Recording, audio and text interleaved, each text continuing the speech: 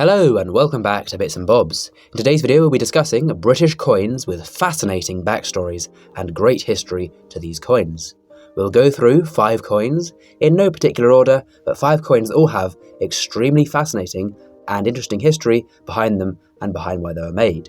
So let's begin with number 5 to start the countdown. So we have first up is this coin here. This is a shilling from 1746 under the reign of King George II. What I'm about to say applies to all 4 of the denominations on screen, but for just the example of the video, I will use the shilling of King George II from this era. So let's begin. Now, although the reverse design here is very lovely and a beautiful design indeed, for the history behind this coin, we need to turn to the obverse of the coin, featuring the portrait of King George II. But, more importantly, look below his portrait. We can see here the word inscribed Lima. So why is this here? Well, Lima is of course the capital of Peru. Now Peru was at this time owned, sort of conquered by the Spanish, as was a lot of South America in the time.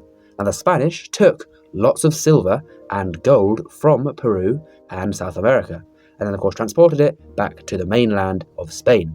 But on their way from Lima in particular, during the 1740s, they were intercepted by the British fleet. A battle ensued, the British were victorious and stole all of the Spanish gold and silver that they had stolen themselves from Peru. That was then taken back to Britain, to England, and all the gold and silver was given to the Royal Mint, and the Royal Mint made British coins out of this, and it was decided by the Mint for all of these coins to feature the inscription on the bottom of the coin on the obverse of Lima, as sort of propaganda for, Lima, this coin is from silver plundered in battle. So that proves the British were battling very well at the time and truly was meaning the start of the era where Britannia ruled the waves from this propaganda. So it's a very cool backstory and interesting history behind this coin. Here is a gold Lima coin, a very nice piece for collectors, and you can see again the word Lima below the portrait, indicating the gold is from the battle that was stolen during that battle. So we'll now move on to number 4. In the 4th spot we have here another George II coin, this time a halfpenny, from again the 1740s. But why is a 1740s halfpenny? Very interesting, fascinating, and has great history. Well, once again, let's find out why. Society in the 1740s was very different to today, and it was commonplace to see out in the street public hangings of criminals, as we can see here from an old source. A little bit gruesome today, but it was a common sight to see back in the 1740s. And so a common job would have been a hangman. So what was the wage of a hangman back in the 1740s? Well, for every sort of hanging he did, it would have been 1 shilling, 1 pence and a half. So 1 shilling, 1.5 pence for the hanging. And here we can see on screen how that would have been paid in the 1740s, with a shilling, a penny and a halfpenny. So that would have been given to the hangman after he completed the job. However, it was reported at the time that all the equipment needed, the setting up and everything, and the rope, the cost of the rope, and all the costs of doing the hanging would have totalled around 13 pence. So it would have cost 13 pence for the hangman to do the hanging. So his profit, the payment, would have been the halfpenny. The hangman would have kept one of these halfpennies for killing someone and ending their life for profit of this halfpenny. So a gruesome, sort of dark history there behind what is known as now the hangman's halfpenny.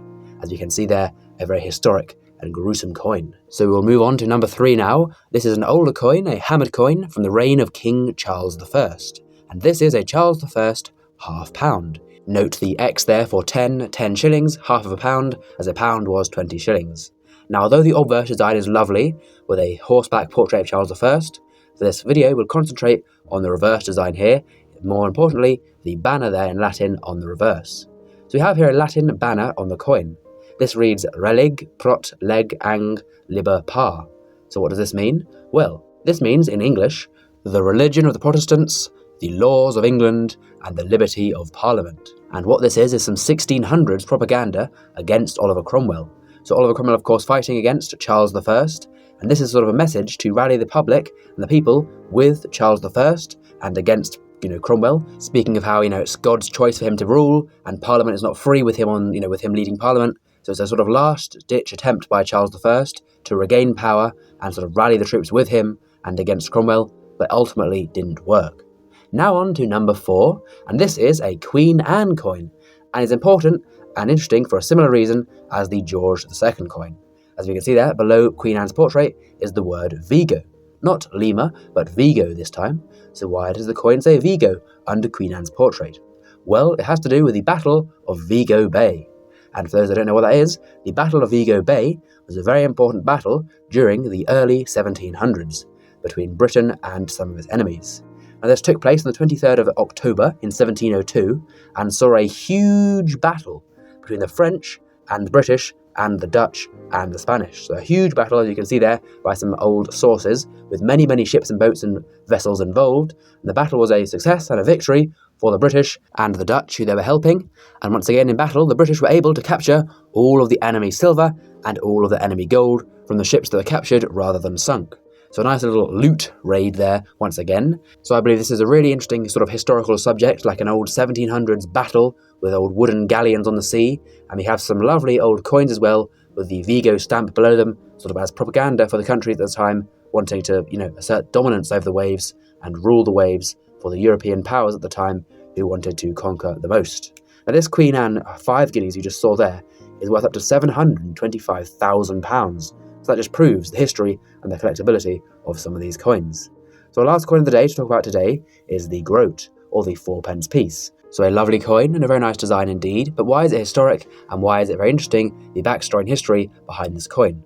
Well, for the last time today, let's find out the history behind this coin. So the story is that back in the day, back in the 1830s, a taxi cab fare around London, as you can see here, a horse-drawn taxi in the day, the fare was 4p to pay. Now, all the politicians going to the Houses of Parliament and home, 2 trips a day from home to Parliament, would have paid with a 6p piece, and then got change in 2 pennies, as there was of course no 4p, so you have to use a 6p. Now these 2 pennies at the time would have been huge, massive lumps of copper. The pennies were so large, in fact, that just 2 of them, weighed 37.8 grams, the same weight as 11 modern pennies of today.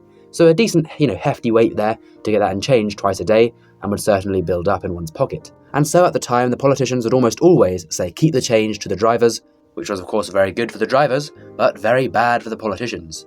They became very upset and angry that to save their pockets being weighed down, they would have to tip the driver very regularly. And so something needed to be done in their eyes, and so all attention was turned to passing a new law through Parliament, a new law for the introduction of a 4p coin. Politicians at the time thought this was a great idea. They could pay the fare with one small coin and not give any change or any tips to the driver and not have any change themselves, and no pockets being weighed down. Their twice daily trip would now cost only 8p rather than 12. 4p saved, a great new law had been passed, and it was authorised and approved by King William IV, and so the Royal Mint themselves got the charter, the new law, to produce the new coins, the new groats or 4p, for use by, all the public, but for mainly the use of the politicians for their taxi fares back and forth to Parliament each day. After being introduced in 1836, the general public liked the new coin. However, the taxi drivers at the time did not.